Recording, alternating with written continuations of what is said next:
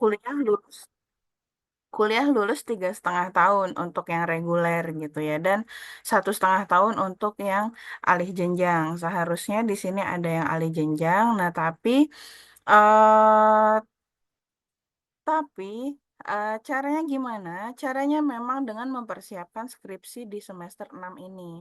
Walaupun memang pada dasarnya kalian belum mendapatkan pembimbing atau apa, jadi persiapannya adalah di metodologi penelitian. Harapannya setelah mempelajari mata kuliah ini, kalian mampu untuk menyusun, membuat, dan mempresentasikan proposal penelitian gitu. Jadi sifatnya eh, udah tahu kalau mau nulis proposal itu gimana. Jadi udah bisa dihadapi nih ketika nanti untuk seujian proposal skripsi. Udah kurang lebih udah matang, eh, setidaknya 40% lah gitu. Nah, untuk pendalaman penulisan tentunya nanti akan dikoreksi oleh dosen pembimbing skripsi. Tapi sekarang ilmunya dulu gitu. Bagaimana sebenarnya penulisan untuk melakukan penelitian nanti. Jadi itu, saya tidak akan menanyakan terkait materi, misal apa yang dimaksud dengan data sekunder gitu ya, apa yang dimaksud dengan data primer dan sebagainya. Itu fokus saya itu adalah intinya berupa output. Kalian ngerti gimana sih nulis proposal gitu, gimana sih mencari masalah dan melakukan metodologi penelitian gitu. Jadi itu luaran target yang akan dihasilkan. So, jadi UASnya itu nggak bakal ada ujian tertulis. UASnya itu hanya mengumpulkan proposal. Jadi di pertemuan ke-16 di UAS, jadi kalian nanti mengumpulkan proposal yang udah kalian buat mulai dari bab 1 sampai bab 3. Beberapa mungkin ada pertanyaan ya gitu. Apakah berarti artinya kita udah siap untuk seminar proposal skripsi? Saya jawab belum. Karena pada landasannya proposal yang digunakan untuk skripsi itu harus disetujui oleh pembimbing skripsi. Di sini topiknya pastinya apa ya, bisa dibilang menyesuaikan berdasarkan eh, pembimbing skripsinya. Udah gitu tata tata aturan, tata letak dan revisi-revisinya tentunya berdasarkan persetujuan dari pembimbing skripsi gitu. Di sini sifatnya hanya belajar menulis proposal. Pengalaman dari, karena udah ada 3 angkatan, berarti kan kalau sama kalian ya angkatan 2019, 20 sama 21 yang udah mengerjakan skripsi, memang pengalamannya untuk yang lulus 3,5 tahun gitu, kalau target mau lulus cepat, itu mereka ngerjain mulai merancang skripsinya tuh di semester 6 gitu. Dan di semester 7-nya tinggal ngelanjutin. Jadi target sebelum UTS atau sebelum UAS gitu ya. Sebelum UTS mereka tuh udah seminar proposal. Nah, nanti ketika di sesi UASnya, setelah tepat nggak jauh setelah UAS, mereka udah dapat seminar hasil skripsinya gitu. Dan pastinya kekonsistenan terhadap penulisan skripsi itu juga yang menjadi daya tambah kenapa mereka bisa lulus 3,5 tahun. Tuh, jadi kembali lagi ke diri masing-masing. Kemudian bagaimana sih tipsnya kalau seandainya nanti lulus 3,5 tahun gitu ya? Berarti intinya di semester 7 udah ngambil skripsi, di semester 7 ngambil skripsi, udah gitu berarti artinya selesai kuliahnya gitu. Jadi walaupun masih ada kuliah, mungkin semester 7 kalau nggak salah ada etika profesi, ada teori kredibilitas dan sebagainya. Walaupun masih ada kuliah, tapi dia bisa tetap daftar skripsi Anda asalkan nilai UASnya udah keluar gitu. Jadi karena periode pendaftaran skripsi itu biasanya eh ketika UAS gitu ya. Yang penting daftar aja dulu nggak apa-apa, ketika nilainya udah masuk baru dijadwalkan oleh akademik. Jadi gitu ceritanya. Nah, untuk mempersiapkan hal tersebut, makanya metodologi penelitian itu disimpan di sekarang, di semester 6, detik-detik terakhir menuju kelulusan gitu bisa dibilang ya. Dan menjadi catatan bahwa metodologi ini syarat untuk mengambil skripsi, di mana nilai yang harus kalian luluskan di metodologi itu minimal B. Jadi kalau seandainya nilainya B minus atau C, maka metodologinya harus mengulang. Artinya tidak bisa mengambil skripsi. Makanya di sini harapannya kekonsistenan kalian gitu ya. Ini sebenarnya di awal aja saya agak pesimis nih. Yang datang 15 orang ya dari kayaknya eh 20 sekian yang datang berarti kurang lebih sepertiganya belum masuk. Nah, titip pesan aja ke teman-teman kalian bahwa beda dengan mata kuliah yang lain, metodologi penelitian itu ketika nilainya di bawah B, maka tidak lulus. Kalau yang lain kan setidaknya di bawah C ya dia lulus. Nah, kalau metodologi di bawah B, maka dia tidak lulus. Oke, maka eh di mata kuliah ini akan mengajarkan bagaimana konsep-konsep penelitian untuk menulis skripsi tingkat sarjana. Konsep itu bisa merancang penelitian, mencari literatur, menggunakan teori, terus memilih pendekatan penelitian baik kualitatif maupun kuantitatif. Nah, terus eh dan bagaimana menggunakan acuan sitasi. Sitasi itu adalah pengutipan pada suatu karya ilmiah, di mana saya akan menggunakan aplikasi Mendeley dan kita akan praktek aplikasi Mendeley, gitu ya, untuk penggunaan sitasi dan karya ilmiahnya. Oke, jadi tadi mungkin sudah saya sampaikan bahwa tujuan dari mata kuliah ini itu bukan hafal apa yang dimaksud dengan pendekatan kuantitatif, kualitatif itu pasti akan ditanyakan ketika sidang skripsi.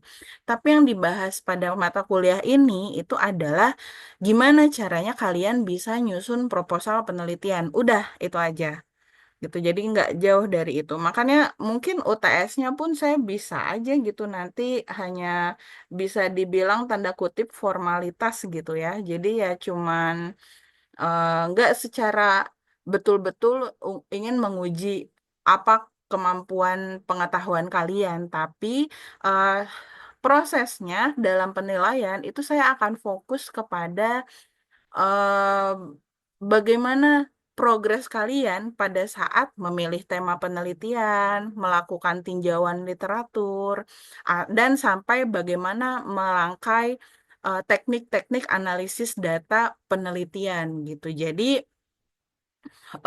bukan bukan teori yang akan diuji atau pengetahuan yang akan diuji, melainkan eh bisa dibilang upaya kalian gitu ya, upaya dan keseriusan kalian dalam menulis suatu karya ilmiah gitu. Jadi itu yang dinilai. Pustaka rujukannya memang banyak sekali metodologi penelitian atau buku-buku yang membahas tentang suatu penelitian, namun saya akan gunakan Creswell yang berjudul Research Design, Qualitative, Quantitative, and Mixed Method Approach. Edisi kelima, sebenarnya ada edisi yang terbaru, tapi saya belum megang bukunya. Mudah-mudahan nanti dalam sambil berjalan saya bisa baca apa perbedaan dari edisi sebelumnya dan yang terbaru. Oke, kehadiran. Kehadiran ini minimum 80%, kurang dari 80% tidak diizinkan mengikuti ujian karena ini adalah standar dari STMA ya.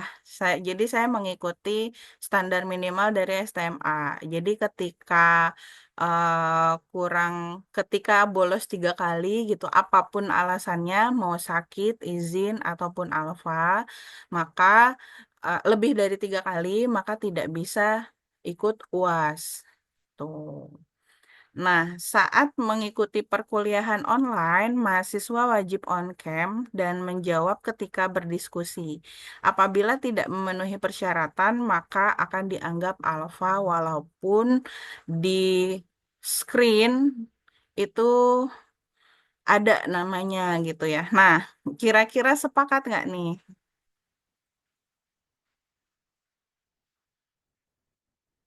Boleh Bu, sepakat saya Bu. Sepakat, Bu.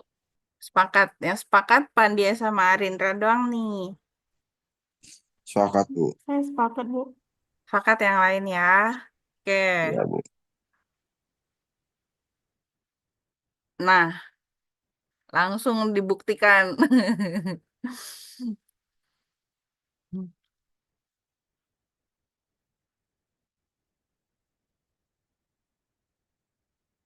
Ngomong-ngomong, kalian habis ini kuliah apa?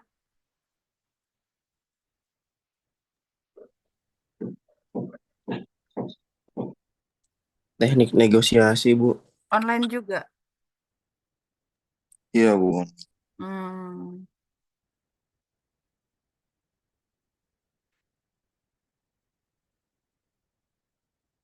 oke. Yuk, yang lain. Monggo, yang belum siap, siap-siap. Ini karena kalau online biasanya pada AFK ini nih. Kalau AFK dianggap alfa berarti ya.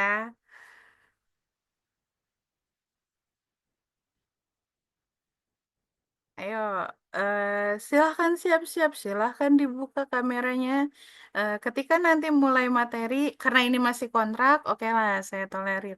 Ketika nanti mulai materi, kita udah mulai diskusi gitu ya. Sip.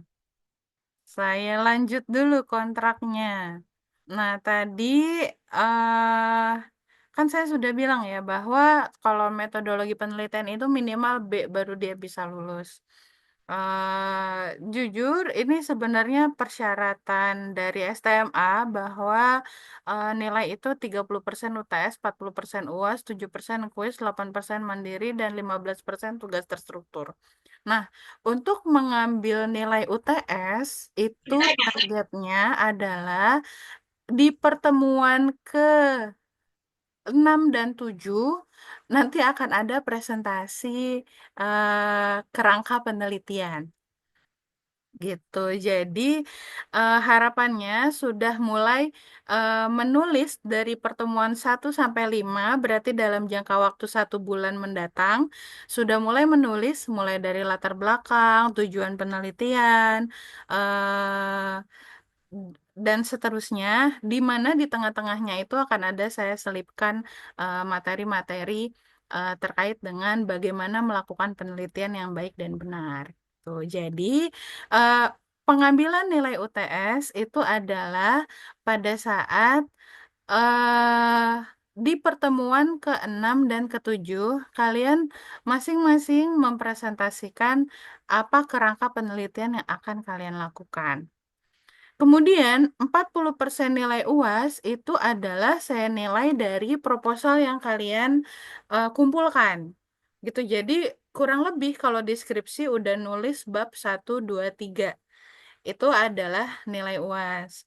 Sedangkan nilai kuis, tugas mandiri, dan tugas terstruktur itu akan saya sampaikan di kelas mengenai penugasan gitu. Jadi penugasannya mau kayak apa gitu. Mungkin nanti gitu akan saya sampaikan eh, di kelas. Kemungkinan kita akan buat jurnal-jurnal sederhana gitu ya. Dan itu akan gabung 7 kuis tugas mandiri sama tugas terstruktur gitu. Jadi kurang lebih sebenarnya 30% untuk penugasan itu gitu. Jadi sebenarnya dikit di sini sih nggak akan tuh ngitung-ngitung lagi kayak yang sebelumnya gitu ya. Pembuktian-pembuktian rumus lah itu nggak ada. Jadi di sini intinya nulis, baik itu nulis jurnal maupun nulis penelitian, proposal penelitian. Tuh ya. Angka mutunya sama.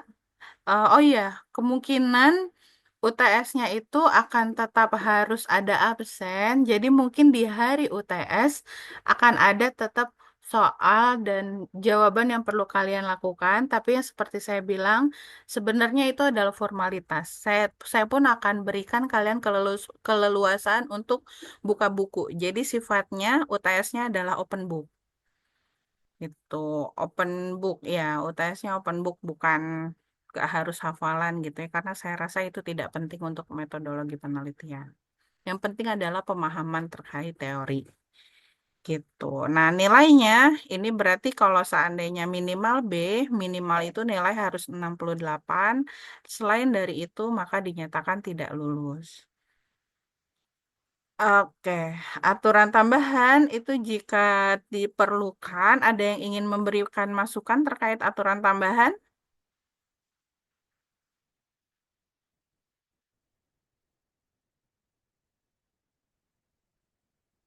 Silakan. Terkait dengan teori-teori yang tadi, apakah sudah disepakati kira-kira dan sudah jelas? Sudah jelas, Bu. Jelas Bu, udah cukup. Jelas, berarti nggak ada yang mau ditanyakan ya. Berarti pengambilan nilai UTS di 30% itu pada saat apa?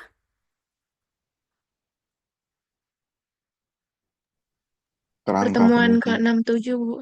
Pertemuan ke-6 dan 7 presentasi. Oke, kemudian ke pengambilan nilai UAS itu pada saat apa? Penyusunan proposal, Bu.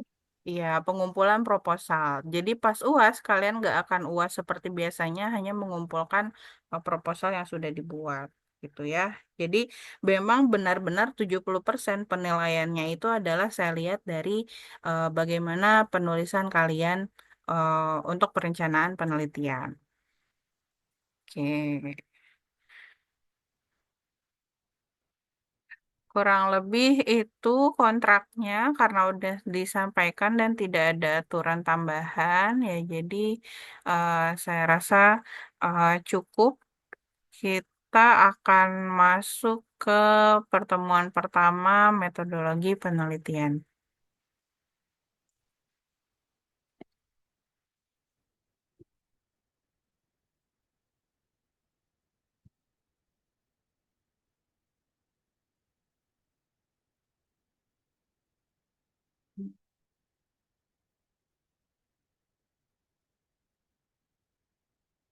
Ini yang belum on cam bisa digunakan kameranya, dibuka kameranya maksudnya.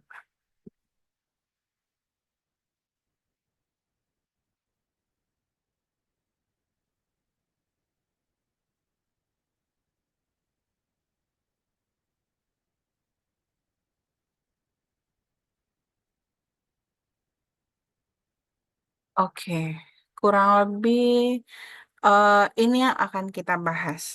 Pertama adalah apa sebenarnya kaidah dari suatu penelitian gitu. Memang sebenarnya ada beberapa orang gitu ya yang menulis skripsi itu yang penting nulis gitu ya. Nah, tapi saya percaya bahwa kaidah penelitian itu adalah harus adanya suatu hal yang bermanfaat dari penelitian dengan menyelesaikan suatu kasus atau masalah gitu. Jadi sebenarnya penelitian itu berawal dari masalah. Contoh masalah itu adalah mungkin beberapa ya. Sekarang kan lagi rame tuh. Ternyata yang lagi mungkin tahun lalu ya. Saya membahas cerita tahun lalu. Beberapa tahun lalu itu lagi rame tentang orang yang banyak PHK. Makanya sekarang juga ya. Sekarang tuh lagi rame orang yang banyak PHK gitu ya. Kita mungkin sebagai keilmuan di bidang aktuari, kalau ingat kata PHK, ingat apa nih? Suatu perusahaan itu harus ngapain kalau mem-PHK orang? Kira-kira perusahaan kalau mem-PHK orang, maka harus membayar pesangon atau pensiun. Nah, berarti kan itu cocok nih sama keilmuan kita. Ada masalah yang sekarang banyak terjadi di masyarakat, kaitkan dengan keahlian atau keilmuan yang biasa kita pelajari, maka selesaikan masalah tersebut. Itu sebenarnya konsep dari suatu penelitian. Tuh, jadi pertama ada masalah nih, misal ada banyak sekali PHK. Kemarin tuh ada perusahaan Sritex gitu ya, terus ada perusahaan apalagi perusahaan swasta, perusahaan pemerintah yang mungkin tenaga honorernya itu harus diputus hubungannya itu karena efek efisiensi gitu misal. Itu kan masalah. Di mana ketika terjadinya pemutusan hubungan kerja, maka berdasarkan Undang-Undang Cipta Kerja itu pemerintah tuh wajib untuk membayarkan pesangon kepada karyawannya. Nggak boleh dipecat gitu aja gitu kan ya. Jadi kemudian oleh karena itu seharusnya sih perusahaan siap ya. Perusahaan tuh siap untuk mengeluarkan dana. Nah, agar perusahaan siap mengeluarkan dana pesangon, maka perlu adanya perhitungan cadangan pensiun atau perhitungan cadangan pesangon bagi perusahaan. Nah, maka perlu dilakukan bagaimana sih sebenarnya kecukupan perhitungan pendanaan pensiun tersebut. Maka penelitianmu itu adalah melakukan perhitungan pendanaan pensiun bagi apa namanya BUMN gitu misal. Karena eh, gitu. Jadi alurnya jelas. Pertama ada masalah, kemudian setelah ada masalah dibuka ternyata bagaimana solusi dari permasalahan tersebut. Kemudian solusi dari permasalahan tersebutlah yang kalian cari, gitu, yang kalian temukan. Itu sebenarnya konsep dari suatu penelitian. Jujur, mungkin beberapa dari penelitian gitu, misalnya penelitian iseng-iseng tuh contohnya begini nih. Pengaruh, jujur ini penelitian iseng-iseng dan sebenarnya menurut saya itu bukan penelitian, yang penting nulis skripsi aja sih kalau itu mah. Penelitian iseng-iseng pengaruh eh marketing terhadap penjualan perusahaan. Itu nggak perlu dicari pengaruhnya, pasti ada. Orang yang melakukan marketing, orang yang mengiklankan produknya, itu kan pasti akan tujuannya mendapatkan eh, biar produknya laku gitu kan. Karena tujuan akhirnya tuh itu. Buat apa diteliti lagi?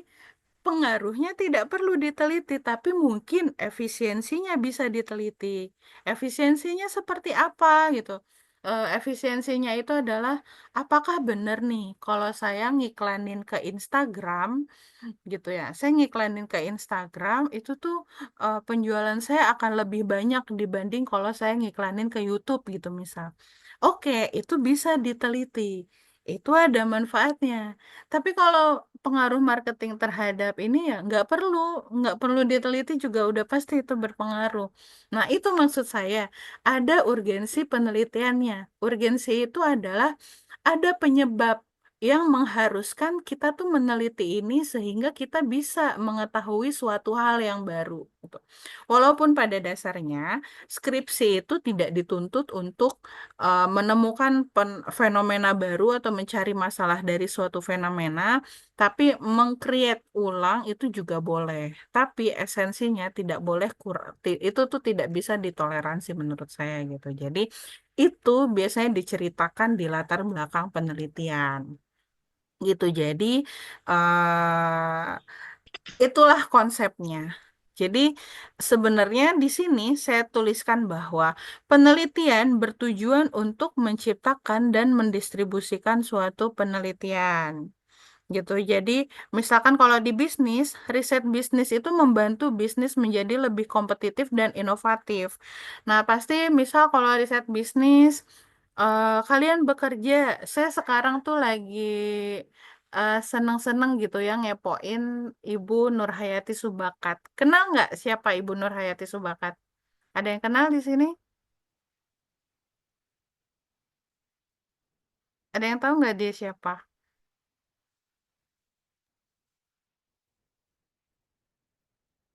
Nggak tahu saya, Bu. Nggak tahu. Nurhayati Subakat itu founder Paragon. Kalau Paragon tahu nggak perusahaan apa?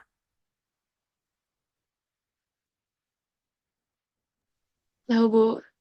Dia jual apa? Kosmetik. Kosmetik. FMCG, Bu. Iya, Wardah, Makeover, Emina gitu kan ya, produknya dia. Nah, di sini tuh ternyata dia adalah lulusan S1 farmasi di ITB. Kemudian jadi entrepreneur. Jadi jadi berawal dari bisa meracik berbagai macam, kalau farmasi kan bisa dibilang eh, apa, senyawa-senyawa ilmiah gitu ya. Dia bisa ngerancang itu, akhirnya pertama dia buat sampo yang manfaatnya itu ternyata tahu gitu, dimiliki oleh konsumen. Nah, pastinya di awal-awal melakukan riset dulu nih untuk mengembangkan bisnis. Apa sih yang dibutuhkan oleh konsumen? Oh, konsumen di Indonesia misal eh, misal 60 atau 70% wanitanya berhijab, sehingga membutuhkan sampo yang jenisnya itu bikin adem gitu, dan bikin rambut lembut. Misalnya masalah wanita berhijab itu misal rambutnya sering rontok gitu. Oh, berarti butuh sampo yang menguatkan rambut. Itu yang dia jual. Itu pastinya berawal dari riset dulu. Nggak bisa nih namanya kalau melakukan bisnis itu asal jual aja deh. Saya pengen jual ini, ya udah. Kenapa kamu jual ini? Pengen gitu. Nah, itu nggak mungkin, nggak bisa. Itu maka perlu awalnya dilakukan riset, dikembangkan, maka bisnis kita akan menjadi kegiatan yang lebih kompetitif dan inovatif gitu. Kemudian riset itu gunanya apa juga sih? Misal di bidang kesehatan, riset berguna untuk menciptakan inovasi perkembangan teori mengenai mekanisme dan penyebab masalah kesehatan. Jadi misal yang mungkin kemarin-kemarin ya terjadi itu ketika COVID. Gak mungkin kan orang kalau mau bikin vaksin gak diriset dulu, pasti diriset.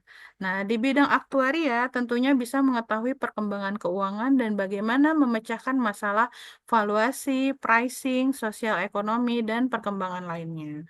Contohnya tadi sudah saya bilang ya kalau di aktuaria. Tuh, jadi pada sesi ini kita akan fokus membahas tentang apa itu konsep penelitian, bagaimana signifikansinya, apa tujuannya, dan bagaimana menyusun orisinalitas penelitian. Tuh. Jadi, saya ingin tanamkan di sini apa yang disebut dengan riset.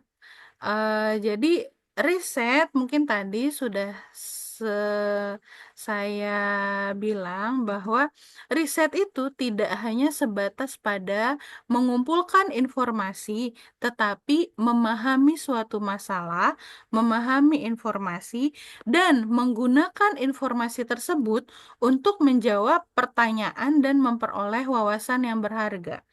Nah, saya tandai di sini, ini adalah inti dari penelitian. Penelitian itu bukan, saya lagi ngapain, lagi neliti, neliti apa? Ya, nyebarin Google Form gitu ya. Google Form suruh orang jawab kuesioner, terus saya analisis dapat hasilnya. Bukan, itu bukan melakukan penelitian. Itu jujur cuman iseng nulis gitu ya. Tapi penelitian itu adalah ada masalah, ada informasi-informasi terkait masalah tersebut, gunakan informasi itu untuk menjawab pertanyaan atau memperoleh suatu informasi dan wawasan yang berharga. Jadi itu inti dari penelitian. Pastinya tujuan akhirnya itu adalah kalau nggak yang pertama, apa solusi dari masalah tersebut, atau yang kedua, apa kesimpulan yang didukung oleh informasi dan data yang sudah kita kumpulkan gitu. Jadi mungkin orang nulis A, B, C ada berbagai macam gitu ya. Nah, tapi mungkin kita yang mengumpulkan jadinya sehingga terciptalah puzzle-puzzle informasi baru gitu. Sebagai contoh, penelitian itu tidak hanya mencari laporan pertumbuhan penjualan kendaraan listrik di India. Tapi penelitian juga mencari tahu mengapa terjadi pertumbuhan penjualan kendaraan listrik, mengumpulkan data penjualan kendaraan listrik dan membuat inferensi dari kesimpulan gitu. Jadi contoh, belum disebut penelitian kalau misalkan kalian tahu data bahwa oh dari tahun 2010 sampai tahun 2025 sekarang ternyata ada penurunan nilai premi asuransi jiwa gitu misal. Nah, itu belum penelitian. Itu masih menjadi latar belakang penelitian. Landasan atau data awal kenapa kalian ingin melakukan penelitian. Penelitian itu adalah kalian cari tahu kenapa ya premi itu turun terus gitu. Oh, ternyata setelah dapat informasi dari berbagai sumber, misalkan melakukan wawancara atau melakukan studi literatur dan sebagainya, didapatkan bahwa oh ternyata premi itu turun gara-gara kebanyakan tuh orang banyak PHK ya, misal, sehingga dia tidak sanggup lagi untuk membeli produk asuransi jiwa, di mana asuransi jiwa adalah ternyata merupakan kebutuhan tersier gitu. Mereka fokus untuk memenuhi kebutuhan primernya dulu, yang penting sandang, pangan, papannya dulu gitu. Itu contoh. Atau, oh kenapa ya premi itu turun secara agregat? Oh ternyata perusahaan asuransi itu banyak yang merger gitu. Kalian tahu dari sudut pandang yang berbeda. Banyak yang merger sehingga yang tadinya mungkin ada satu orang gitu ya pergi ke dua perusahaan untuk membeli produk asuransi jiwa, tapi ternyata dia karena merger kebetulan di perusahaan yang sama, jadinya beli produknya satu sehingga ada penurunan pembelian polis gitu contoh. Jadi itu yang disebut penelitian. Kita tahu mengapa dia turun, bukan hanya kita mengumpulkan data, oh dari tahun ini ke sini ternyata turun ya, bukan. Tuh, jadi itu yang disebut dengan penelitian. Karena penelitian itu tujuannya adalah untuk mengumpulkan kesimpulan, sehingga di sini ada dua jenis kesimpulan dari suatu penelitian. Yang pertama, ada yang disebut dengan inferensi deskriptif. Inferensi deskriptif itu adalah menemukan informasi dan wawasan yang belum pernah dijelajahi oleh orang-orang sebelumnya.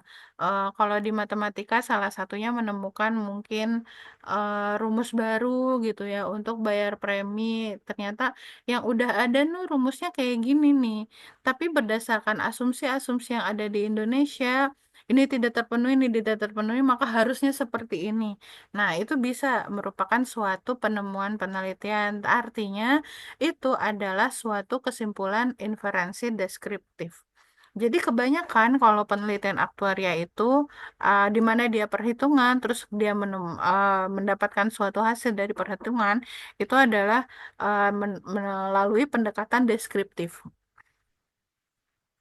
gitu. Contoh yang prediktif-prediktif itu pasti deskriptif. Terus menggunakan suatu metode itu pasti deskriptif. Kalau yang kedua itu adalah inferensi kausal. Inferensi kausal itu merupakan inferensi berbasis hubungan sebab akibat antara dua fenomena. Contohnya mencari tahu hubungan cuaca dengan penjualan tiket pesawat gitu. Apakah betul bahwa kalau seandainya cuaca naik, maka tiket, misalkan cuacanya adalah musim hujan gitu ya, maka tiket pesawatnya akan turun gitu. Atau karena orang takut naik pesawat, takut badai gitu misal. Nah, itu disebut dengan inferensial kausal. Kalau inferensi deskriptif itu cukup luas cakupannya. Kalau inferensi kausal itu biasanya dia menggunakan analisis regresi uji F dan uji T gitu. Sekarang ayo kita bahas sama-sama. Manakah dari opsi berikut ini yang benar? Nomor satu, penelitian adalah A. Menemukan alasan untuk suatu masalah, B. Mencari solusi untuk suatu masalah, C. Memahami suatu masalah, D. Penalaran masalah dan menyimpulkan solusi. Kira-kira jawabannya yang mana? A, B, C, atau D?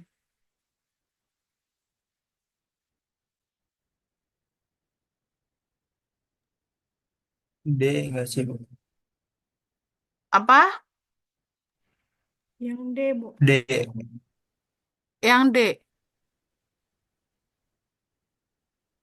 D itu yang mana? Penalaran masalah dan menyimpulkan solusi. Penalaran masalah dan menyimpulkan solusi. Oke. Cila dan Riko bilang yang D. Yang lain ada yang punya pendapat?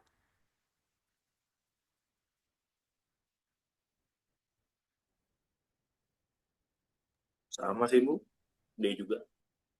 D juga. Pandai Sama. bilang D.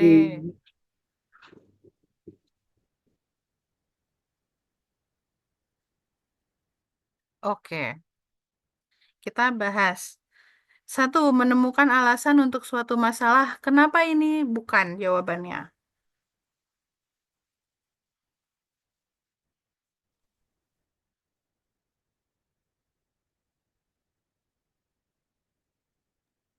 Karena dia hanya menemukan alasan untuk suatu masalah, tidak dengan solusi yang diberikan, Bu. Itu sih. Oke, karena nggak ada solusinya gitu ya. Nah, yang B, mencari solusi untuk suatu masalah. Kenapa ini bukan jawabannya?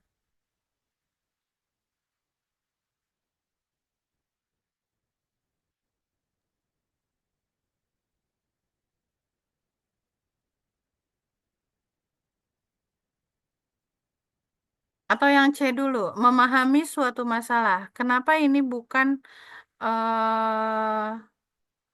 jawabannya? Yang C, kenapa yang C bukan jawabannya?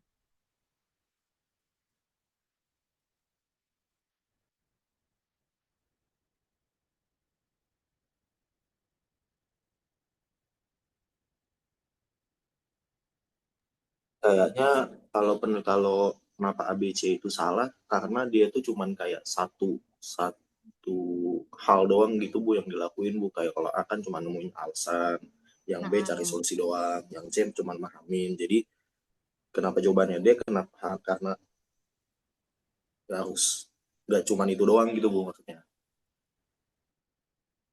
Oke, berarti alasannya itu ya, kenapa jawaban dan C gak cuman masalah doang atau solusi doang, tapi ada masalah dan ada menyimpulkan suatu solusi terhadap permasalahan tersebut. Iya, berarti jawaban yang benar adalah D. Tuh, jadi betul tadi yang dibilang Pandya bahwa A, B sama C itu poinnya hanya mencari masalah aja gitu, atau yang B hanya mencari solusi aja untuk suatu masalah. Sedangkan yang D itu secara lengkap bilang bahwa penalaran masalah dan menyimpulkan solusi. Oke, misal yuk kita diskusi di pertanyaan selanjutnya. Cool Online Store adalah toko pakaian yang murni online dan khusus untuk membuat pakaian musim panas. Perusahaan mengalami penurunan atau kenaikan pendapatan yang hebat pada suatu kuartal tertentu dan sedang menelusuri data-data penjualannya. Biasanya, perusahaan itu menggunakan data-data penjualan untuk mendapatkan wawasan yang murni terkait dengan perolehan pendapatan kotor dan laba kotor yang dihasilkan. Namun, data-data tersebut juga menangkap informasi yang berkaitan dengan pelanggan yang perlu mendaftar di situs untuk dapat memesan dan kartu keanggotaan mereka. Gitu. Jadi tokonya itu punya program loyalitas serta detail spesifik warna kain, jenis kode barang, tahun pembuatan model dan lain-lain. Tuh. Dan pakaian yang dipesan akan dan dijual itu juga diketahui informasinya. Menurut kumpulan data ini, pada pembelian untuk kuartal 1 ada peningkatan 25% terlihat dalam penjualan karena ada pelanggan memiliki produk yang berulang-ulang kali gitu. Jadi ternyata peningkatan penjualnya itu adalah karena pelanggan berulang-ulang kali bayar produk beli beli produk tersebut gitu. Berarti itu adalah kesimpulan yang ditarik. Apa jenis dari inferensi ini? Deskriptif atau kausal?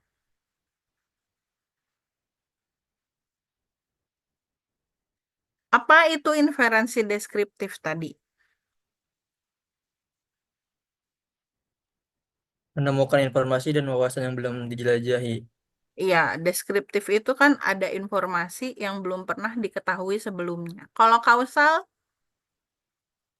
Menemukan informasi berbasis hubungan sebab akibat antara dua fenomena. Ya, betul. Kalau kausal itu kan berarti artinya ada sebab dan akibat dari suatu kejadian.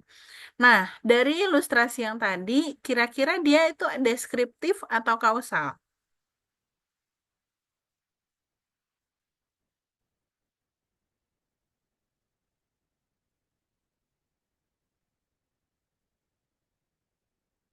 Ayo. Deskriptif, Bu. Deskriptif. Kenapa deskriptif?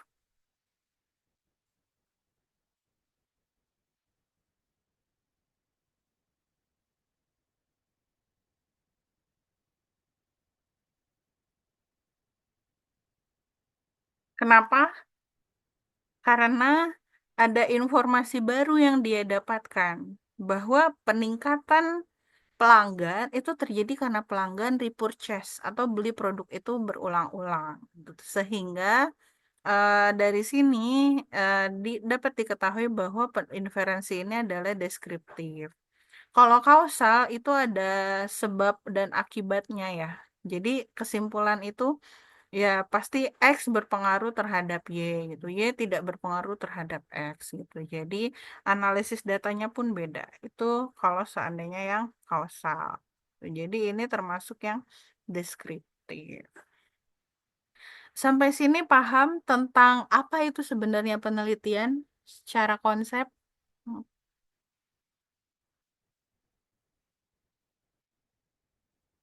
Paham, Bu. Paham. Oke. Kita lanjut ke signifikansi penelitian. Kayak baterai saya lemah. Tunggu sebentar.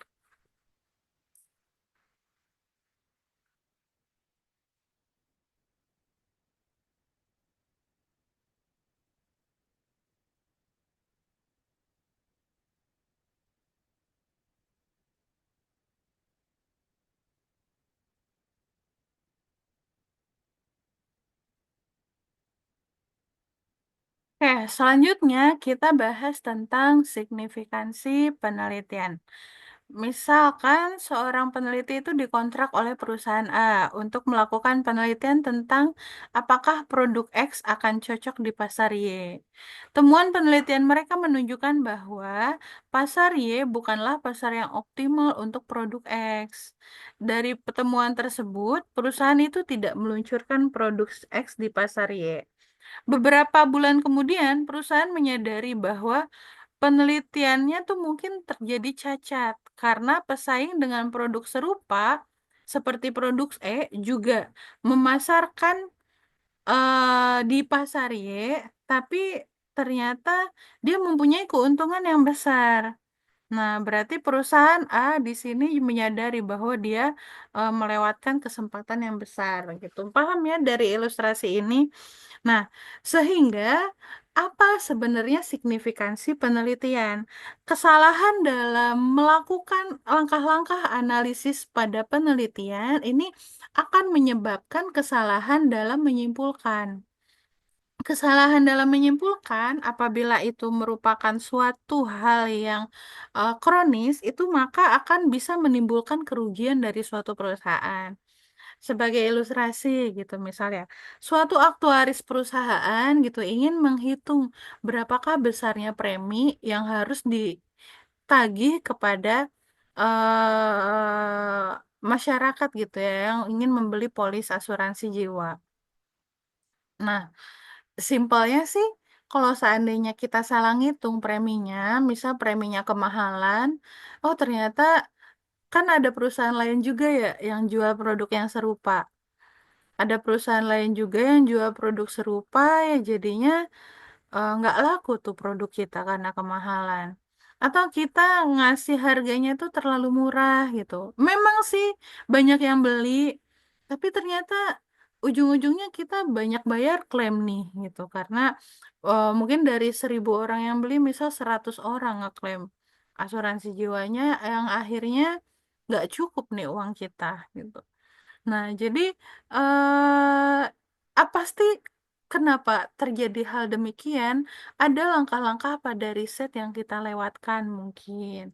ada asumsi-asumsi pada teknik analisis data yang tidak diperhitungkan secara cermat gitu.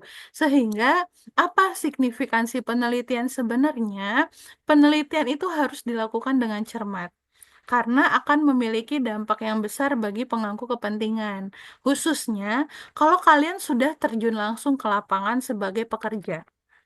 Mungkin kalau deskripsi ya, kalau seandainya penelitiannya salah, ya mentok-mentok pas sidang lah ditanya gitu ya. Pas sidang tapi impactnya tuh nggak ada. Mentok-mentok impact sidang nilai kalian lah gitu. Yang harusnya A jadi amin gitu misal. Kalau seandainya deskripsi. Tapi bayangkan kalau di perusahaan, kalau udah beneran kalian bekerja secara langsung di lapangan gitu. Itulah mengapa saya tuh selalu tuh mengajak karena saya percaya bahwa kuliah itu merupakan suatu eh, simulasi bagi kalian bertahan hidup di luar sana gitu ya. Lakukanlah semaksimal mungkin ketika kuliah. Jadi ketika udah bekerja, udah bekerja nanti ya udah nggak aneh lagi. Malahan saya bilang nggak apa-apa banyak-banyak salah waktu kuliah karena risikonya itu paling rendah ketika kalian kuliah ada terjadi kesalahan. Ketika nanti udah di perusahaan, ketika pasti ada kesalahan, impactnya akan lebih besar lagi, apalagi kalau udah duduk di bangku yang tingkat atas gitu ya, yang ya itu pasti kerasa deh sekarang. Pemangku kepentingan, kebijakan, mengeluarkan kebijakan yang salah, dampaknya ke siapa? Ke masyarakat gitu kan ya. Itu memang alasannya sih sebenarnya simpel saya tuh. Mungkin sekarang pemerintah melakukan kebijakan A, B, C, D, E. Kenapa ya aku dampaknya ke masyarakat, nunggu masyarakat protes dulu baru dia tarik gitu ya. Ini artinya dia kurang riset. Risetnya ataupun andaikan dilakukan riset, risetnya tidak cermat. Hanya berdasarkan pada kepentingan-kepentingan mereka sendiri gitu. Jadi mungkin itu mengapa penelitian itu harus dilakukan dengan cermat dan risetnya itu harus dilakukan dengan benar, gitu ya. Jadi harus untuk melakukan penelitian yang tepat dan relevan itu ada unsur-unsur yang harus dipertimbangkan. Pertama, kelompok fokus. Menargetkan subjek penelitian yang tepat akan relevan dari penelitian Anda. Jangan bilang nih kalian mungkin pengen riset pasar tentang bagaimana Gen Z itu pandangan Gen Z. Kenapa sih mungkin generasi milenial atau Gen Z susah banget punya rumah gitu. Tapi kalian nanyanya ke generasi yang baby boomers gitu. Pak, kenapa ya Gen Z tuh susah beli rumah? Ya dia kan nggak melakukan itu. Berarti artinya subjek penelitiannya aja udah salah. Ya padahal subjek yang diteliti itu yang mana? Yang dilakukan peneliti atau misal dilakukan wawancara itu yang mana?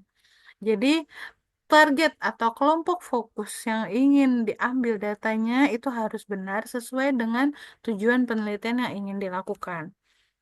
Nah, yang kedua, metodologi penelitian itu harus tepat, sehingga hasil penelitian itu dapat dijelaskan dan dipertahankan. Jangan sampai nih, mau misal ngitung premi asuransi jiwa, ternyata tapi pakai rumus premi asuransi umum gitu. Kan salah alamat, artinya metodologinya salah. Sehingga metodologi itu juga harus tepat. Itu tantangan di kuliah ini, di metodologi ini. Kemudian yang ketiga adalah bias. Cobalah untuk mengumpulkan data atau informasi yang tidak bias untuk penelitian Anda. Contoh, mungkin sebagai contoh, saya bisa cerita skripsi-skripsi kakak kelas sebelumnya ya. Ada yang bilang, saya ingin mencari tahu gitu, apakah sebenarnya penggunaan streamer, aplikasi streamer, misal kalau misal contoh aja ya, apakah penggunaan YouTube Live itu efektif bagi YouTuber gitu.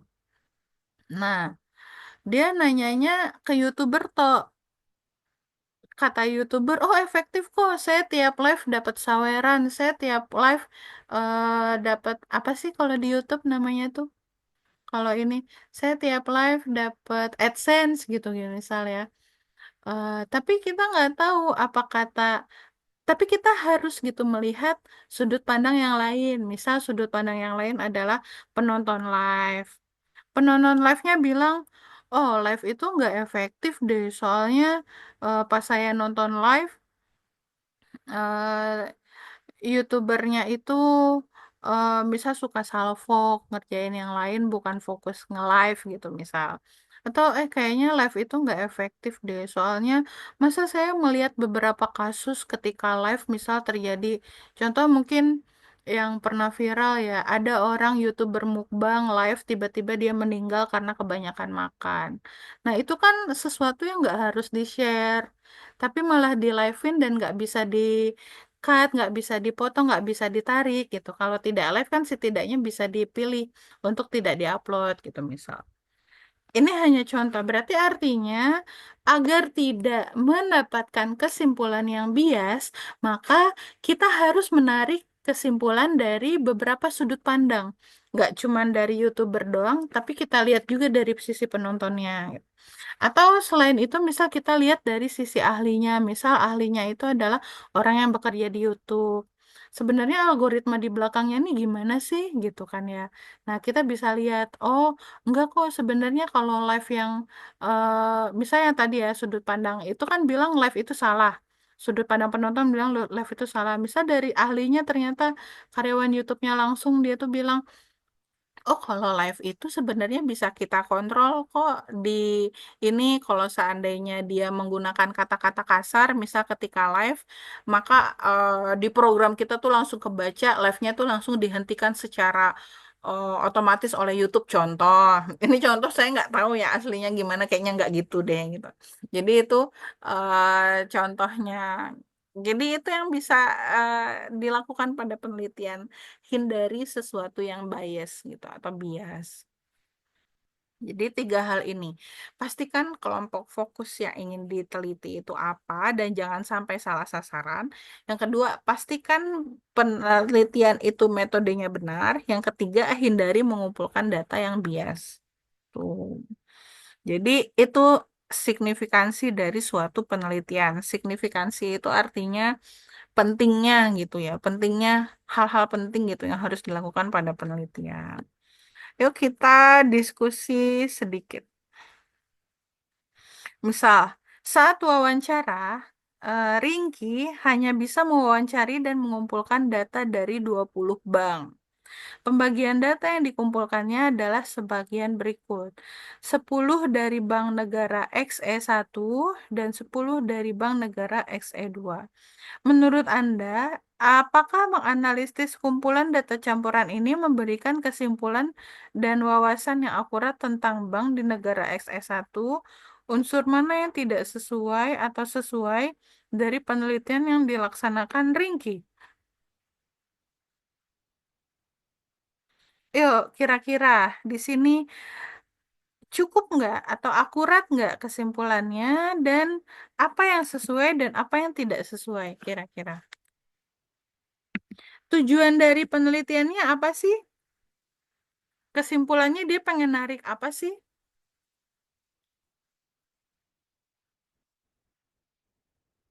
Kira-kira yang nggak nyambung di mana nih?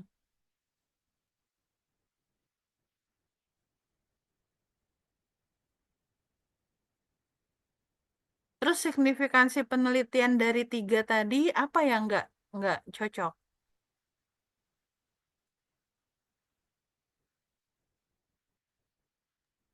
Mungkin saya ingin menjawab, Bu, karena perbedaan negara kali ya, Bu.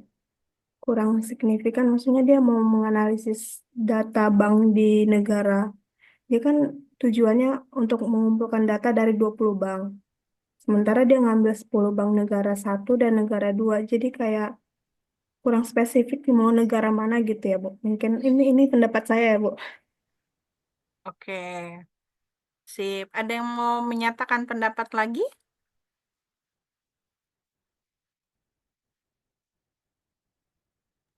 Kalau dari saya sih sama sih, Bu.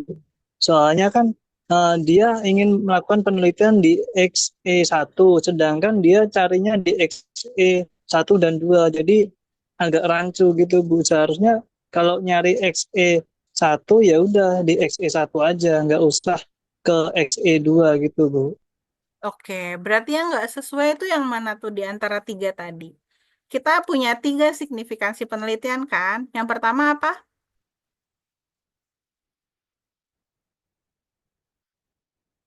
Ada tiga. Yang pertama apa? Kelompok fokus, Bu. Kelompok fokus harus sesuai. Yang kedua, Metodologi, metodologi harus sesuai. Yang ketiga, bias. Dia Bias. bias. Sedangkan di sini yang tidak sesuai adalah kelompok fokus, Bu. betul kelompok fokusnya. Jadi betul yang disampaikan Tito tadi bahwa nggak cocok aja. Dia pengen tahu tentang bank di negara XE1, tapi dia ngambil data di XE1 dan XE2 gitu. Jadi itu kurang tepat. Tuh, maka itu signifikansi penelitian. Oke. Sampai sini ada yang mau ditanyakan tentang signifikansi penelitian? Oke, jika tidak ada, kita lanjutkan. Langkah pelaksanaan riset. Biasanya riset Anda akan melibatkan langkah-langkah berikut. Nah, jadi kalau mau melakukan, oke, sekarang kan mungkin kita udah tahu apa sih sebenarnya yang penting dari penelitian gitu. Kemudian penelitian itu ngapain sih gitu. Nah, sekarang yang akan kita lakukan itu adalah apa? Saya berarti udah dapat kesimpulan, oh saya mau meneliti nih. Ngapain dulu kalau mau meneliti gitu kan ya. Langkah pertama yang dilakukan itu adalah pemilihan topik atau area penelitian. Harus tahu dulu apa topik yang mau kalian teliti gitu. Jadi langkah pertama itu topik dulu. Untuk menilai, untuk mengidentifikasi topik apa ya yang cocok, yang akan saya lakukan gitu. Nah, yang pertama itu lihat nilai. Apa itu nilai? Nilai apa yang ditambahkan pada pada pengetahuan topik yang Anda gunakan. Jadi contoh eh, yang tadi deh, contoh ketika banyak yang PHK, terus akhirnya memutuskan untuk menghitung pensiun, berarti kan ada nilai-nilainya nih. Perusahaan jangan sampai gagal bayar pensiun atau pesangon orang. Ini orang udah nggak kerja, udah gitu dia nggak punya hambatan. Nah, berarti ada suatu nilai yang ditanamkan pada penelitian tersebut. Apakah topik penelitian memiliki kepentingan bagi organisasi tertentu? Misal, penelitian yang tadi contohnya, oh bisa kok bagi suatu perusahaan, berarti kan dia ada menyiapkan cadangan dana pensiun gitu. Dan ini apa namanya, sama-sama senang lah.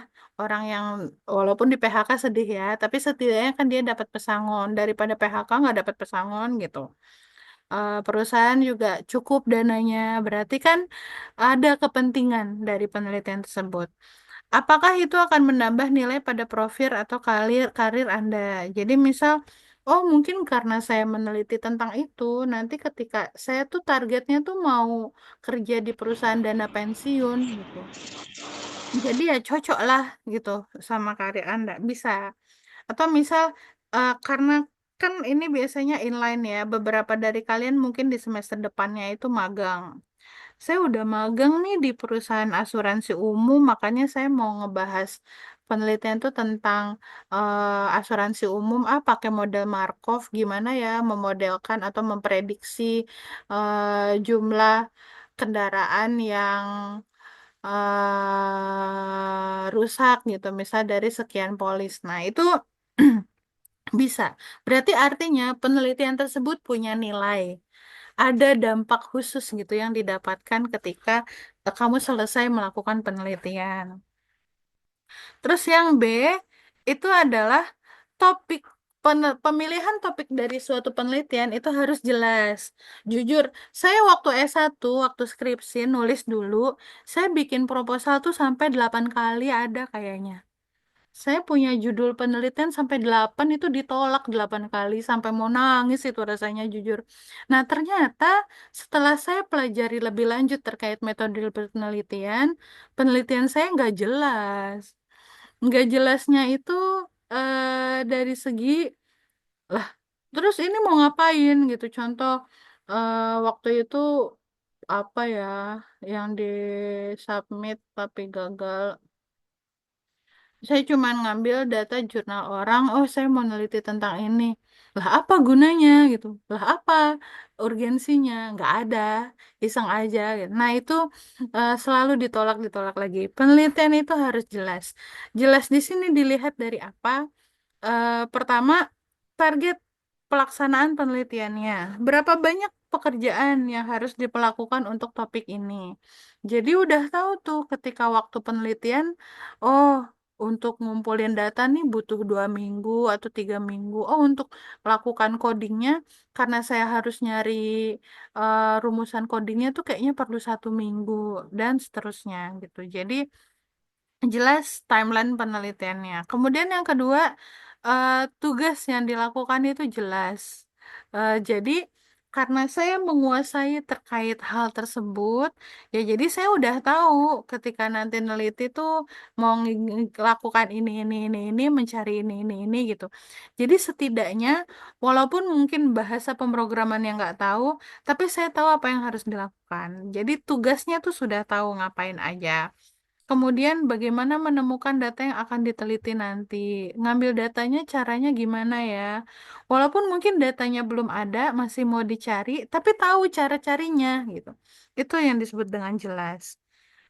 Terus, apakah kita memiliki kompetensi yang diperlukan untuk melakukan penelitian? Jangan sampai nih, contohnya, saya kan nggak tahu sama sekali tentang ilmu kedokteran. Terus sosokan atau itu kan bukan merupakan bidang yang ditekuni. Terus tiba-tiba saya melakukan penelitian tuh bidang kedokteran. Saya mau menganalisis angka kecukupan gizi, makanan bergizi gratis gitu ya. Nggak nyambung gitu ya. Atau ya harusnya kan itu tugas dari orang nutrisionis gitu, ahli gizi. Jadi kompetensinya itu nggak bisa. Jadi artinya tidak ada kejelasan dalam kompetensi. Untuk sementara ini, apa kompetensi yang kalian dapatkan? Ya, kompetensinya itu minimal. Kalau mau melakukan penelitian, setidaknya itu adalah aplikasi dari salah satu mata kuliah yang udah pernah kalian pelajari. Coba mulai dari sekarang berpikir, kira-kira saya itu unggul ketika belajar dulu beberapa semester sebelumnya di apa ya, ngapain ya. Oh, itu yang harus saya lakukan gitu. Kemudian, apakah ada bantuan eksternal yang diperlukan untuk mengerjakan topik? Contoh bantuan eksternal adalah misal data perusahaan. Berarti karena itu misal datanya tidak bersifat open source, jadinya kalian harus mengambil surat izin penelitian. Apakah sudah diizinkan oleh perusahaan gitu? Kan berabe. Kita udah merencanakan dengan sematang mungkin dan masuk akal. Semuanya sudah jelas. Pas mau ngambil data, perusahaannya nggak izinin.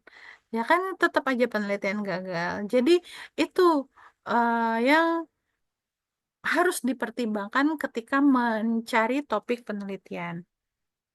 Apa poin data spesifik, alat perangkat lunak, dan metode yang akan diperlukan? Contoh, saya perlu pakai stata, saya perlu pakai apa misal matematika, saya perlu pakai R Studio, saya perlu pakai Python gitu. Ya udah berarti harus jelas targetnya kalian tuh mau pakai apa untuk melakukan penelitian, perangkat lunak dan sebagainya. Gitu. Itu yang disebut dengan kejelasan. Jadi, untuk melakukan riset, langkah pertama adalah cari topik penelitiannya apa. Buat nyari topik penelitian, lihat nilai-nilai yang dilakukan ketika peneliti dan lihat kejelasan dalam melakukan peneliti itu. Nah, yang ketiga itu adalah kelayakan. Apakah jumlah pekerjaan yang diperlukan untuk topik ini dapat dicapai dalam waktu yang tersedia? Seberapa mudah akses sumber dayanya? Apakah data yang digunakan, responden mana yang menghasilkan data untuk proyek, perangkat lunak apa yang diperlukan untuk proyek. Nah, jadi mungkin ini sama ya, penelitian itu harus layak gitu. Jadi tiga hal itu dalam menentukan topik penelitian. Jangan sampai nih ada tuh orang neliti sampai butuh waktu mungkin ribuan tahun, nggak mungkin ya ribuan tahun, mungkin puluhan tahun gitu. Contoh, kayaknya penelitian tentang, sedangkan kalian mau nulis skripsi doang yang butuh waktunya itu cuman 1 tahun, 1 semester sampai 1 tahun gitu kan, berarti kan itu nggak layak. Walaupun mungkin penelitiannya bagus, tapi karena kalau waktunya nggak pas, berarti itu juga tetap disebut tidak layak. Tidak layak itu bukan berarti jelek ya, bukan berarti nggak bagus, tapi ya nggak pas aja gitu. Sesuaikan dengan kondisi yang ada pada kalian. Contoh, penelitian yang sesuai. Anil adalah seorang manajer merek yang sangat ingin tahu tentang pemasaran. Dia ingin melakukan penelitian tentang bagaimana kehadiran media sosial bisa meningkatkan skor net promotor merek gitu. Jadi, kalau seandainya promosi dengan media sosial, ya brandnya juga nge-up lah. Setidaknya orang tuh tahu tentang brand itu, maksudnya gitu. Dia memiliki akses terbuka ke data perusahaannya dan data perusahaan lain di industri tersebut. Berarti artinya di sini tidak ada masalah terkait dengan pengumpulan data. Dia punya akses, gitu. Dia percaya bahwa penelitiannya dapat mendorong bisnis untuk membangun kehadiran media sosial mereka. Berarti artinya di sini penelitian dia punya nilai karena penelitiannya akan mendorong bisnisnya dia, menambah basis pengetahuan dalam domain pemasaran dan juga memajukan karirnya. Nah, berarti ini artinya penelitiannya punya nilai. Selain itu, Anil yakin dengan sumber daya dan waktu yang dia miliki, ini dapat melakukan penelitian dalam kurun waktu 6 bulan. Berarti artinya penelitian ini layak. Jadi, topiknya udah jelas nih. Oh, saya mau pemasaran, pemasaran tentang produk di media sosial. Gitu. Itu langkah awal penentuan topik. Jadi, konteks penelitian topik ya. Jadi, apa yang mungkin dilakukan Anil pada dasarnya adalah melihat nilai, kelayakan, dan dampak dari topik penelitiannya. Menemukan kumpulan data yang relevan untuk domain penelitian Anda, lalu bergantung pada yang tersedia, pilih topik yang sesuai. Hal ini dapat menghemat waktu dalam mencapai tujuan penelitian gitu. Jadi kalau nanya, gimana sih cara nulis skripsi yang cepat? Pertama, niat. Kalau nggak niat mah walaupun skripsinya gampang juga nggak akan ketulis gitu. Nah, yang kedua ini, mengumpulkan data yang relevan sesuai dengan domain penelitian dan pemilihan itu adalah pemilihan topik yang sesuai. Tuh, sampai sini ada pertanyaan terkait dengan pemilihan topik? Nggak. Jadi, langkah pelaksanaan riset yang pertama adalah cari topik penelitian. Yang kedua itu adalah memfinalisasi tujuan penelitian apa, karena dari tujuan penelitian itu akan berpengaruh kepada apa tinjauan pustaka yang perlu kalian cari dan apa metode penelitian yang cocok terkait dengan tujuan tersebut. Tuh, jadi topiknya udah ada nih. Nextnya adalah cari tujuan. Apa sih sebenarnya target penelitian saya yang mau dilakukan? Gitu ya. Tujuan penelitian secara ringkas menggambarkan tujuan atau hasil yang ingin dicapai penelitian melalui penelitiannya. Ya, Iqbal, silakan. Ibu maaf izin tanya, buat topik penelitian tadi Bu, sebenarnya buat skripsi itu seberapa unik sih Bu yang harus kita cari kalau misalkan udah ada publikasi tentang topik tersebut, tapi misalkan sasarannya beda, apa boleh Bu seperti itu? Oke. Untuk cakupan skripsi, kalian tidak perlu mencari suatu hal baru. Maksud mencari hal baru gini, nggak perlu menemukan teori baru, nggak perlu menemukan suatu pendekatan baru. Tapi yang diperlukan itu adalah, pertama, ada pembelajaran yang kalian dapatkan sesuai dengan nilai atau keperluan kalian. Contoh, saya cita-citanya mau jadi konsultan aktuari di bidang asuransi jiwa. Ya udah, penelitiannya ke sana gitu ya. Nah, jadi ada pembelajaran yang penting, pembelajaran tambahan. Kemudian yang kedua, tadi pertanyaannya, kalau seandainya penelitiannya udah ada nih, tapi cuman ganti konteks, mungkin ganti sumber data doang gitu ya. Ada batasannya. pertama, kalau skripsinya udah pernah ditulis di sebelumnya, itu nggak boleh. Kayak misal, jadi kan artinya itu takutnya kalian codingannya udah dapet, artinya nggak ada pembelajaran di situ gitu. Tapi eh, kalau seandainya skripsinya itu diambil dari sumber di jurnal lain yang cakupannya di luar, itu boleh. Maksudnya adalah recreate jurnal. Jadi kayak misal ada, saya nemuin jurnal terakreditasi di mana ngebahas tentang topik yang sesuai dengan yang ingin saya cari tahu gitu. Dan itu juga relevan dengan masalah yang sedang dihadapi sekarang gitu misal. Ya udah, berarti saya recreate ini, ganti data, itu boleh. Tuh, jadi selama skripsinya itu belum pernah disidangkan di STMA Trisakti. Jadi cakupan kalian masih lokal. Berarti itu jatuhnya lebih ke mengembangkan ya, Bu, ya? Kalau dibilang pengembangan sih kayaknya belum ya. Karena kalian tidak wajib mengembangkan. Tapi tapi mungkin pengembangan materi atau teori itu belum, tapi pengembangan diri ya. Lebih ke pengembangan diri kalian itu iya. Pengembangannya pengembangan diri. Oh, saya belajar lebih tentang ini nih ketika nulis skripsi gitu. Tapi kalau pengembangan ilmu masih nggak dikembangkan juga nggak apa-apa. Karena pada dasarnya kalau mengembangkan ilmu itu jadinya disertasi ntar gitu. Kira-kira paham? Paham, Bu. Tadi siapa? Kasih Ya, Bu. Iqbal, oh ya, oke. Gitu ya, kurang lebih. Oke. Balik lagi setelah nemu topik, habis itu yang kedua finalisasi tujuan penelitian. Biasanya semua tugas memiliki tujuan atau sasaran tertentu. Nah, jadi tujuan itu yang paling penting menurut saya di penelitian, karena tadi ya dia akan menentukan metode dan tujuan pustaka yang harus kalian cari.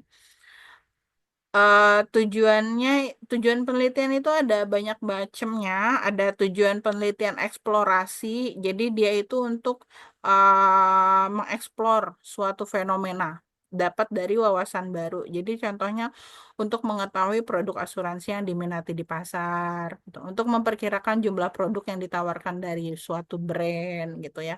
Itu itu merupakan penelitian eksplorasi berarti tujuannya. Ada lagi penelitian deskriptif. Deskriptif itu untuk menemukan alasan penjualan produk tertentu atau untuk mengetahui mengapa pelanggan memilih produk tertentu dan sebagainya. Ada juga kausal. Kalau kausal untuk menjelaskan hubungan sebab akibat. Contohnya itu adalah apa efek dari kenaikan suku bunga terhadap nilai premi gitu misal. Kalian mau cari tahu pengaruh suku bunga terhadap premi gitu atau efek dari peningkatan jumlah pertemuan karyawan di Departemen Pemasaran kepada pelanggan gitu. Apakah kalau seandainya karyawan makin banyak ketemu pelanggan, maka produk makin banyak kejual gitu contoh. Nah, itu adalah penelitian kausal. Ada hubungan sebab akibat. Ada tujuan penelitian koresional. Korelasional itu berarti artinya eh, penurunan ini membuat ini. Jadi contohnya budaya perusahaan yang kuat membuat karyawan menjadi produktif. Berarti kita tahu bahwa antara variabel X dan Y mempunyai korelasi positif gitu. Atau menurunkan moral karyawan akan semakin rendah produktivitas mereka. Berarti ini artinya adalah korelasi negatif. Gitu.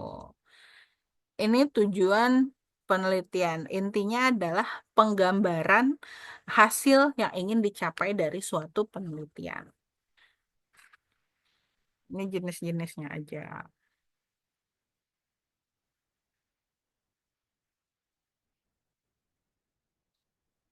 Oke, langkah selanjutnya langkah pertama kan tadi cari topik.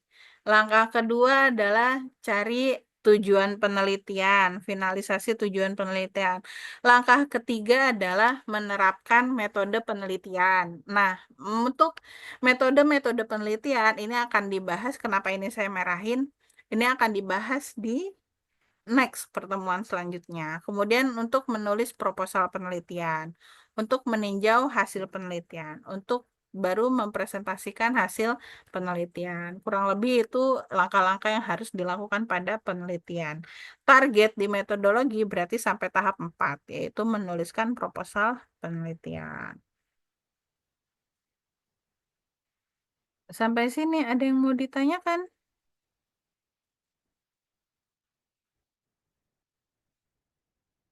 Oke, kalau nggak ada, kita lanjut dulu.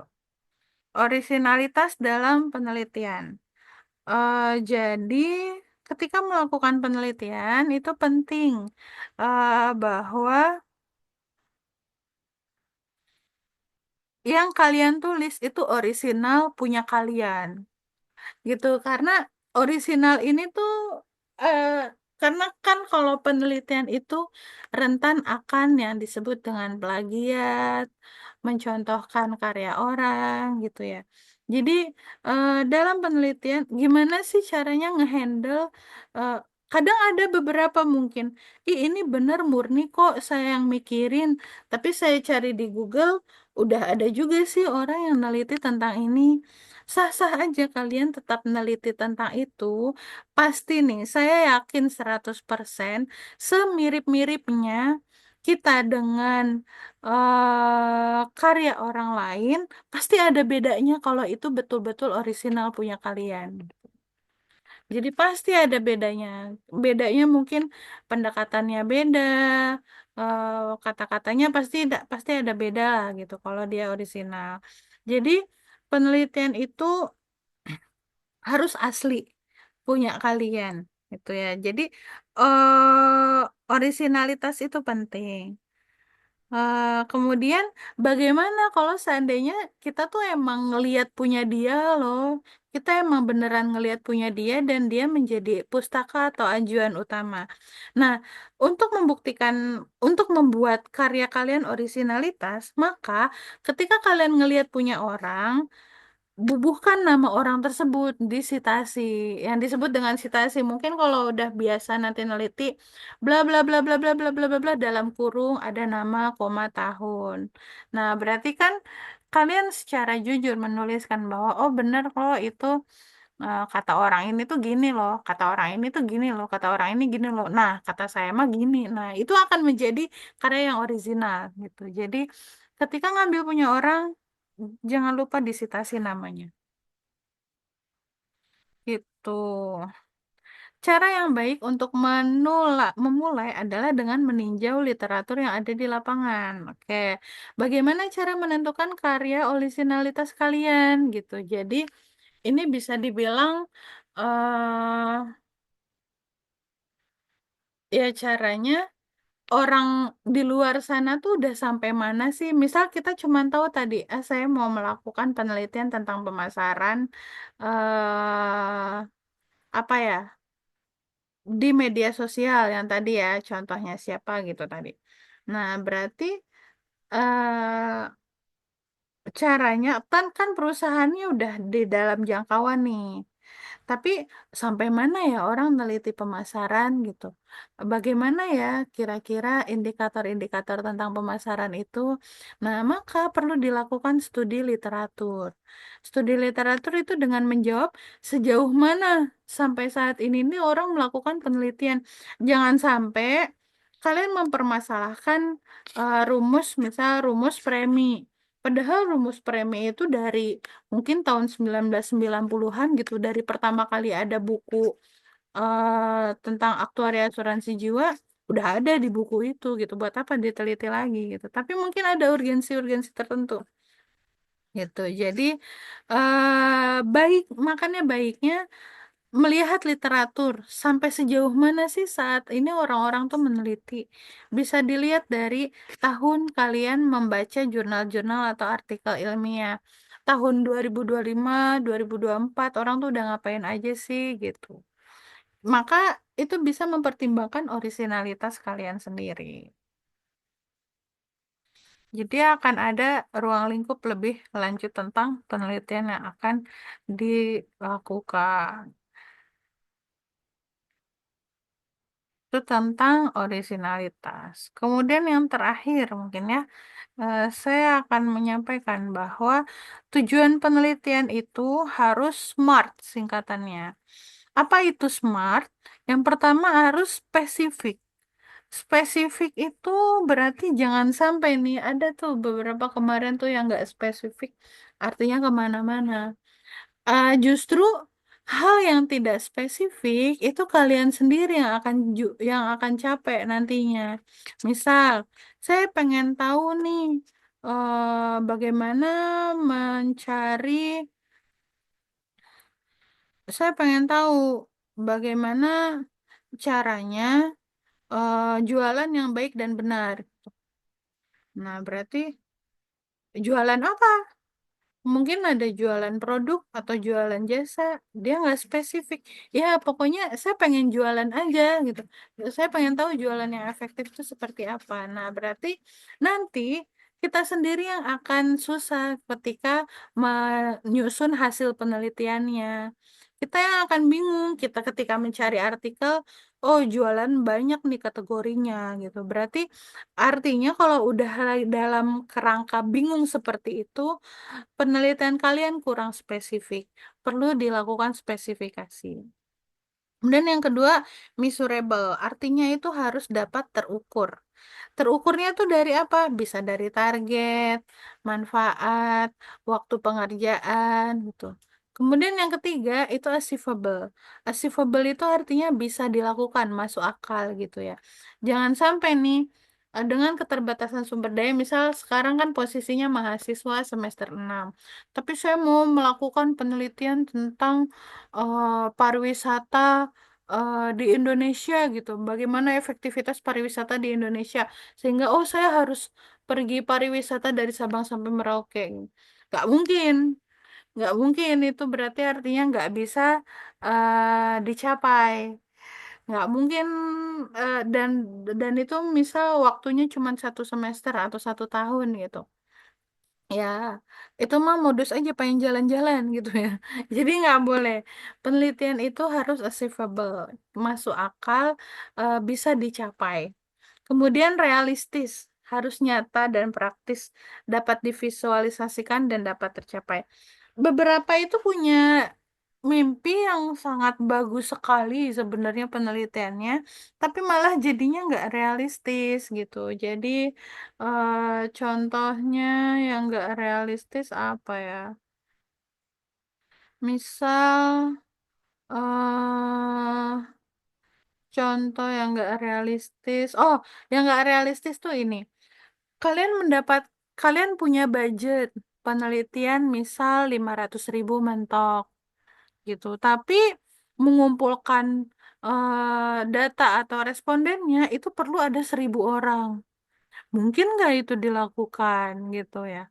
Artinya itu apakah realistis gitu. Jadi harus nyata dan praktis sehingga bisa dicapai.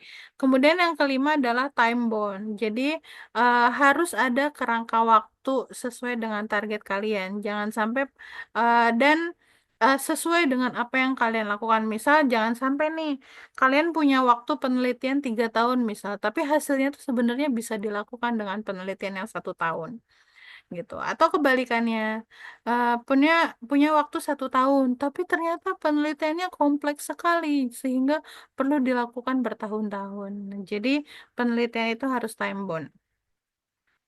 Itu yang disebut dengan time bound. Waktunya pas gitu, jangan nggak masuk akal. Tuh.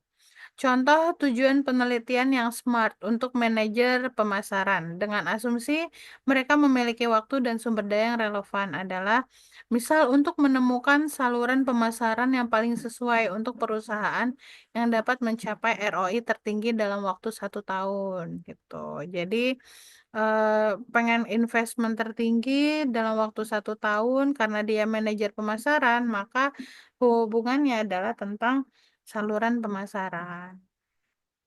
Tuh, ini tujuan penelitian yang smart. Mengusulkan solusi untuk tujuan penelitian atau pertanyaan merupakan proses berulang. Anda mungkin perlu membuat perubahan pada tujuan atau pernyataan untuk menyiapkan skripsi yang baik. Ini maksudnya ya, disertasi.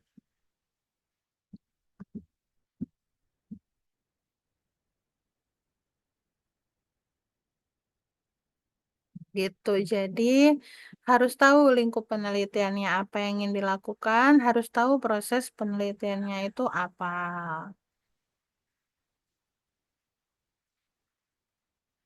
Oke, jadi sekarang ini kayaknya nggak terlalu penting ya, karena ngulang lagi yang atas. Jadi bisa saya simpulkan bahwa yang kita bahas pada hari ini adalah yang pertama, apa itu penelitian dan bagaimana kategori penelitian, pentingnya orisinalitas dalam penelitian. Di sini wajib banget kalau mau meneliti itu harus orisinal.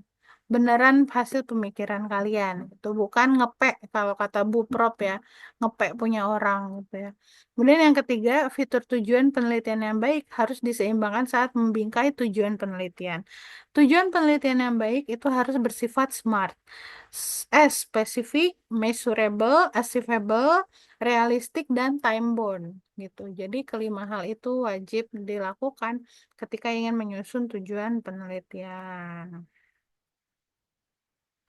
Sampai sini ada yang mau ditanyakan?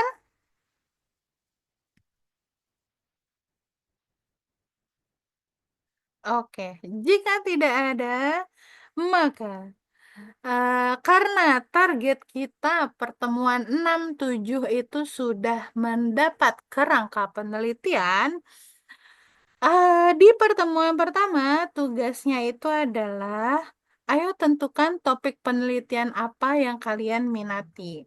Ini memang bukan sesuatu yang bersifat benar atau salah gitu nilainya. Oh, yang meneliti tentang asuransi jiwa nilainya 10, sedangkan yang meneliti tentang teori risiko nilainya 8. Enggak gitu. Karena bergantung pada minat kalian yang paham diri kalian sendiri, bidangnya itu saya kuasai, yang paling kuasai di mana. Boleh tentukan topik penelitian apa yang paling diminati, kemudian ceritakan ide dasar permasalahan dan tujuan dari penelitian yang akan dilaksanakan. Jadi silahkan tulis topik penelitian, mungkin saya kasih ininya ya. Di sini tuh coba aja tulis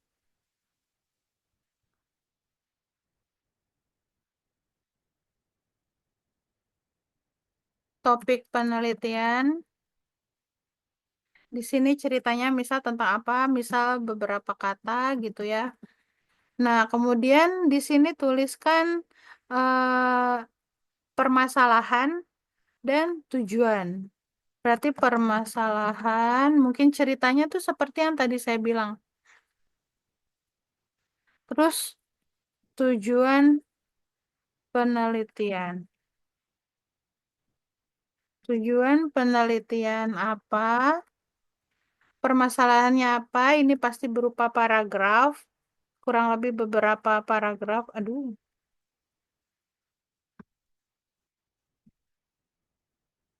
apa gitu ya permasalahannya. Tujuan penelitiannya satu apa? Kalau tujuan kan biasanya ada kalimat eh, kata ini ya, misal menghitung menghitung premi gitu tujuannya, menghitung premi gini gini gini gini gini gini. Tujuan penelitiannya apa? Mungkin kalau ada dua juga boleh. Habis menghitung premi itu misal menilai efektivitas. Contoh, nah, tujuan penelitian. Habis itu di sini ditulis why dia smart gitu. Kenapa dia spesifik spesifik, kenapa dia measurable, kenapa dia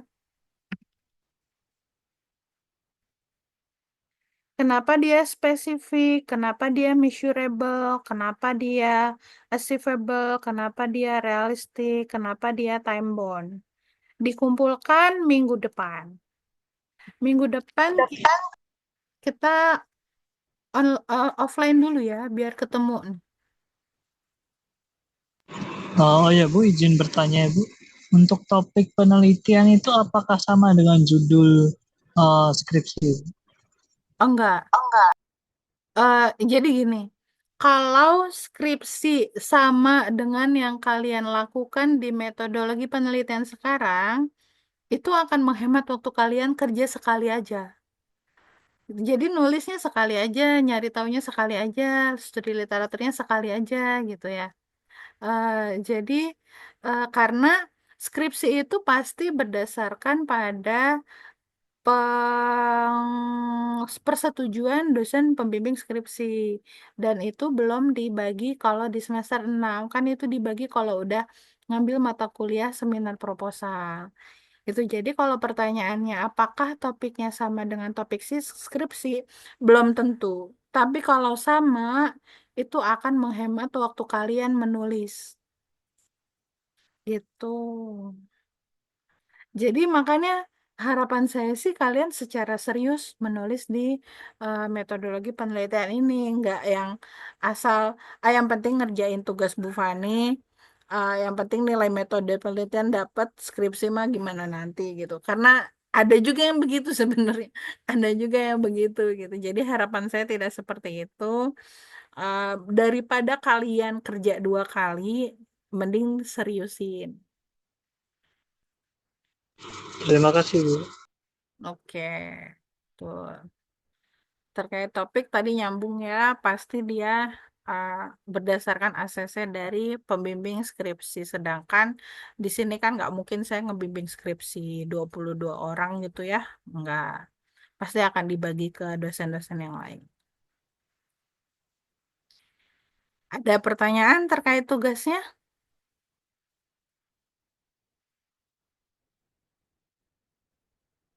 Oke, tugasnya boleh diketik, berarti di print, boleh ditulis tangan, intinya dikumpulkan secara fisik ya, bukan soft file minggu depan. Oke, mungkin sekian yang dapat disampaikan. Ada yang mau bertanya? Kita harusnya jam berapa selesainya ya? 10.30 ya, masih ada 30 menit lagi. Silakan digunakan waktunya untuk mengerjakan tugas yang tadi dibahas.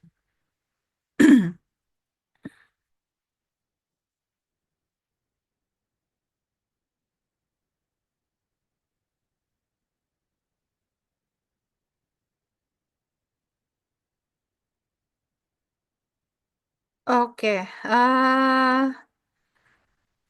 di sini yang nggak masuk siapa ya?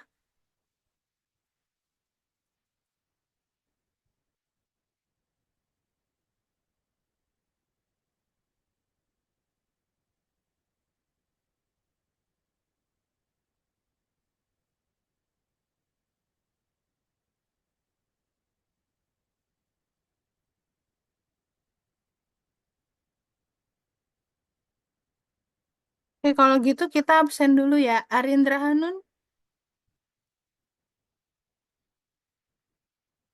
Arindra, Hadir Ibu.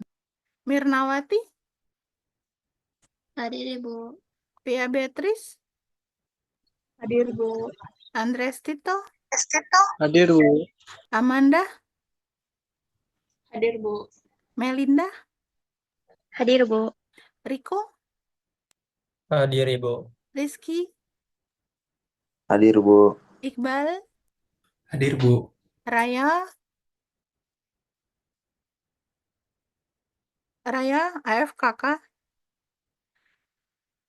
Melia Francisca, Hadir Ibu. Anas, Hadir Bu. Yosep, Hadir, Bu. Pandia, Hadir, Bu. Fatimah Zahra, Bu. Syifa, Hadir, Bu. Sheila, Hadir, Bu. Olivia, Olivia,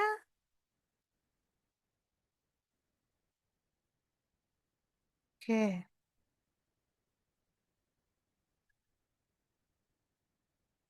Adam,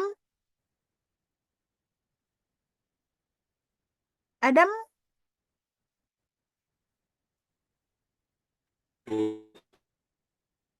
Adam ada?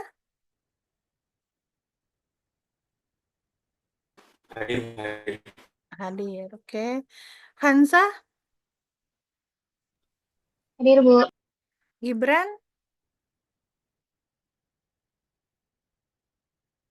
Gibran hadir? Hadir, Bu. eh Bob Bryan, Ada, Bu. oke, ya, sip.